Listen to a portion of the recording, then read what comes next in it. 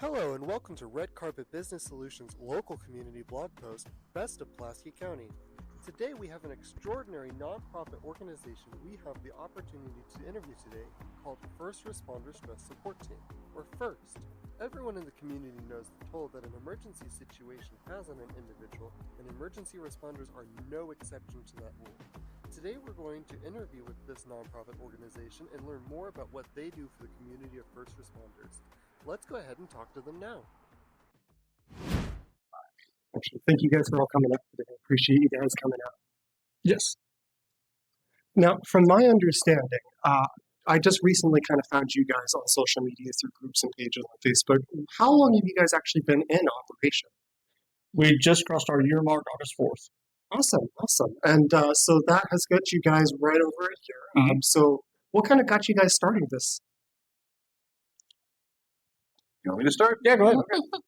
So around in this area, there was, I think it was last year, the year before, there was numerous calls of critical incidents involving deaths, injuries in children, things like that. And there was really no support team in this area for something like that. So we kind of thought about it, and a couple of us were working on a project to try to build a team, and then we heard that Joe was already in the midst of it and had one put together, so we reached out to him, and that's how we basically became a part of this. Awesome. So it looks kind of like, even though you guys come from different fronts, ultimately you ended up with the same goal, kind of united on that. Yes. That idea of providing that services to the people in those critical incidences. Yes. Perfect. Now, I know most of you guys are either first responders, have first responder experience and stuff like that. What is your guys' personal connection to, the kind of the mission statement for your guys' organization?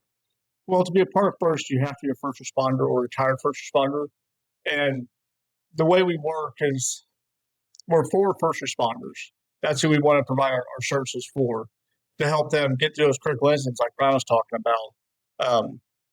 And that's, and like we were talking about all this, having the same idea and coming together at the same time. It was just meant to be, and that's just how it happened. Absolutely. Yeah, I know personally, with my experience as a junior firefighter, there were a lot of cases and stuff that I had heard about that had a lot of those critical incidences. Mm-hmm. I know personally, as a former mental health person who worked in the field, there's already not enough of that in general for just the general public, let alone for people who are in those critical incidences. Let's just say 1, 2, 3 days afterwards. That's a critical time period. Having that kind of access to resources is definitely important. And that's what we got for us. It's about 24 to 72 hours after a critical incident. That's our window of opportunity to, when it's fresh enough that we can get and really do some good, have some good outcomes. Absolutely. And of course, you guys being the first responders or former first responders, you guys kind of know that toll that takes on a person, particularly when we're talking a close-knit community like Pulaski, where most of us know each other, our grandparents or cousins and everything like that.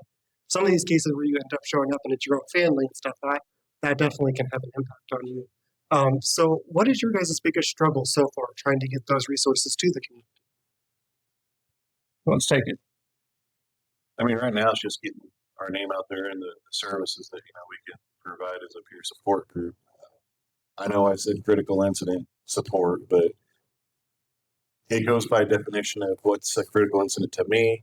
Might be so much as a critical incident to Joe or Brenna or anybody here at this table, so whatever kind of problems they're having, they can reach out to us and we will do whatever we can to assist them, because we've got a lot of experience in here at this table. We've seen a lot, we've done a lot, we've had to handle a lot. So sure. Now you had mentioned providing kind of a wide variety of resources based on the scenario. Could you give me an example maybe of some of the resources you guys have provided so far in your first year?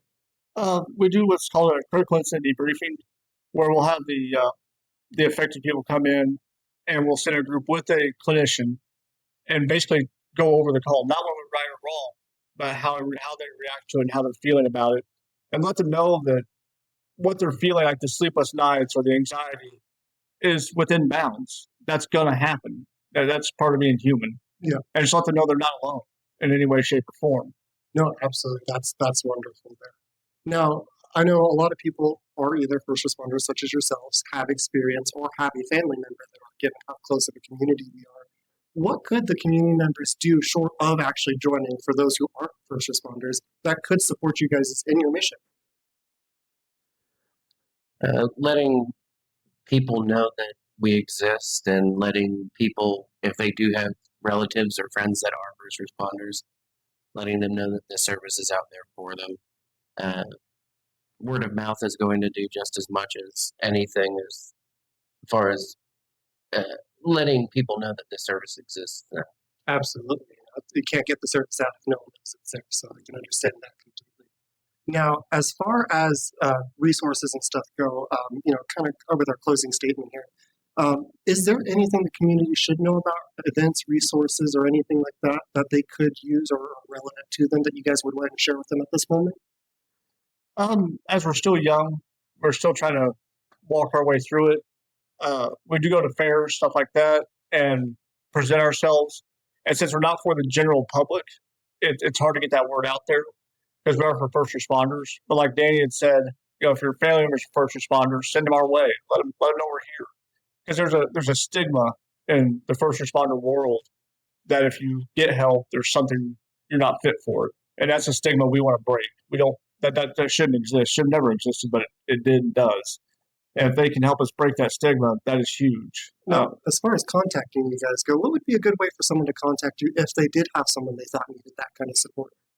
The best thing you can do is reach out to us on Facebook Messenger. That's our best avenue. And I can provide my phone number, my personal number, and any other way we can get them to contact us, we're all for it.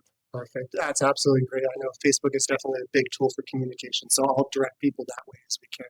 Well, I greatly appreciate you guys coming out and giving me a moment to kind of share your organization with the community. I know it definitely has a big impact, having been a former volunteer and then having family members who do. So I want to just give you guys a congratulations. Thank you guys. And I appreciate you guys being here for a year, hopefully 5 more, and 5 more after that. Yeah. All right, And one thing we do want to is that anything that you do come to us for any sort of help or assistance, everything is confidential. And it doesn't go back to you. It stays here. No, that's wonderful. Yeah, we've all signed NDA, so it stays with us. Not just with us, but with the group you're with. We have like 16 to 18 members, and you only meet with 4 of us. Those 4 are the only ones that will ever know. Okay. So we don't even share it with the rest of the group. No, confidentiality for mental health is definitely important. So you have to have it. There's no way around it. Absolutely. So, yep, absolutely. No, I appreciate. Well, thank you guys all for coming out. I appreciate you guys in the community and just for the time and opportunity today. If you or a loved one is currently struggling after a first responder call, please call 988 or 1-877-230-6060 today.